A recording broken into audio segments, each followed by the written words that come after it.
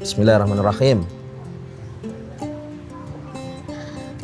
Niatnya sore ini pengennya nih jalan-jalan menikmati senja di alun-alun Kota Tuban dengan background Masjid Agung Kota Tuban nih. Saya kemudian kepikiran nih, langsung tertuju tepatnya Kota Madinah di sore kayak gini dan menjelang sholat maghrib, sama kayak situasi yang ada di Masjidil Nabawi.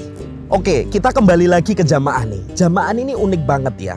Beliau ini namanya adalah Pak Parto, yang background kesehariannya ini adalah seorang petani utun ya. Di setiap panennya beliau ini nyisihin rezekinya hingga akhirnya nih terkumpul dan beliau ini akan berangkat ke Tanah Suci ini.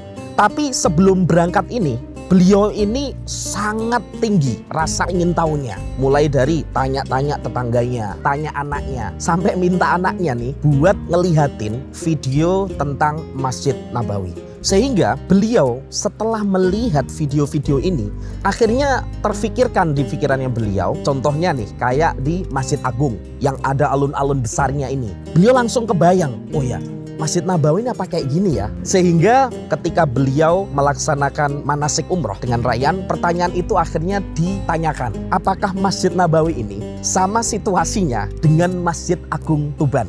Kita bakal bahas sejarah dulu nih. Di belakang saya nih ada masjid cukup indah sekali, yaitu adalah Masjid Agung Tuban. Siapa sih yang nggak tahu Masjid Agung Tuban? Ini adalah ikonnya Kabupaten Tuban.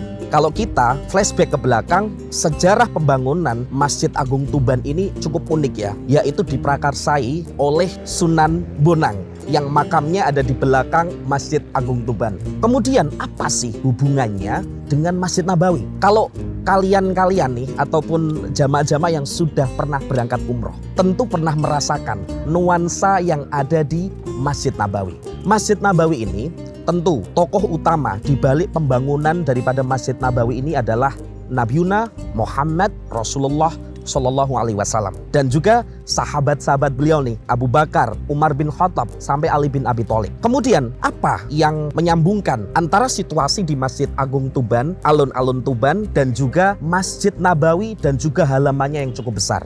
Kalau kita lihat Masjid Nabawi, di depannya ini tidak ada pepohonan rindang kayak gini nih. Tapi kalau di Masjid Nabawi itu ada halaman besar sama kayak alun-alun ini yang ada di sekitarnya masjid. Tapi bedanya bukan pepohonan rindang, melainkan adalah payung-payung besar yang bisa buka tutup di setiap waktunya. Yang mana itu jadi momentumnya jamaah after sholat dan juga berziarah ke makam Rasulullah. Mereka bisa menikmati senja seperti sore kayak gini dengan temannya, keluarganya, dengan berzikir, ataupun hanya sekedar menikmati waktu sore dengan pemandangan daripada kota suci Madinah.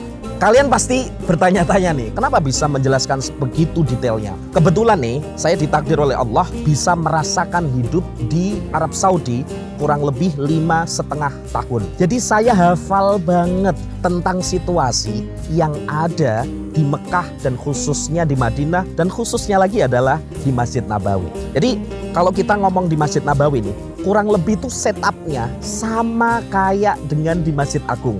Di Masjid Agung ada makamnya Sunan Bonang. Di Masjid Nabawi kita ada makamnya dari Nabiuna Muhammad Rasulullah Shallallahu Alaihi Wasallam. Dan ada satu tempat spesial, yaitu adalah Jannatul Raudhah atau Taman Surga.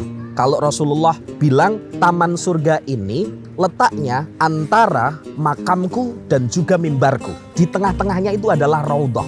Siapapun yang berdoa di sana, siapapun yang beribadah di sana, siapapun yang berdiri di sana, itu getaran hatinya sangat berbeda. Ini gak bisa kita bayangkan dengan kata-kata ya.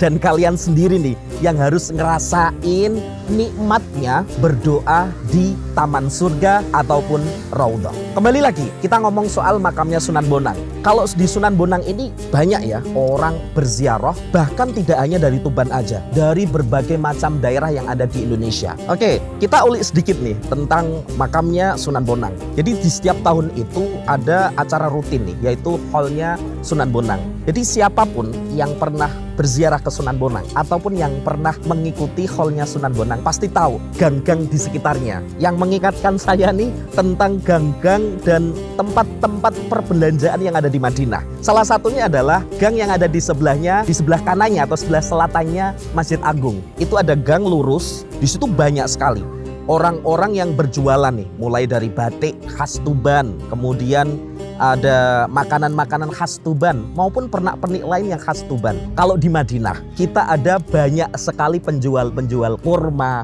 penjual-penjual coklat, penjual-penjual minyak kasturi khas Raudhah nih, dan juga penjual-penjualan kurma ajwa. Jadi dua hal unik tapi menyatukan dengan situasi yang kurang lebih sama, tapi menyatukan tentang kenikmatan, tentang indahnya, tentang romantisme daripada situasi yang ada di Masjid Agung Tuban dan juga Masjid Nabawi di Madinah. Oke, jadi kira-kira begitu ya visual tentang dua tempat yang berbeda berkilo-kilo ya. Bahkan kalau kita mau ke Madinah itu aja harus terbang 11 jam dari Surabaya. Jadi kalau kalian nih punya pertanyaan-pertanyaan seperti pertanyaannya Pak Parto tadi, komen di bawah. Dan jangan lupa like, komen, dan subscribe kalau kalian suka konten ini. Dan jangan lupa ya, sebarin ke teman-teman semuanya, khususnya orang-orang yang mau berangkat ke Tanah Suci tapi masih bingung.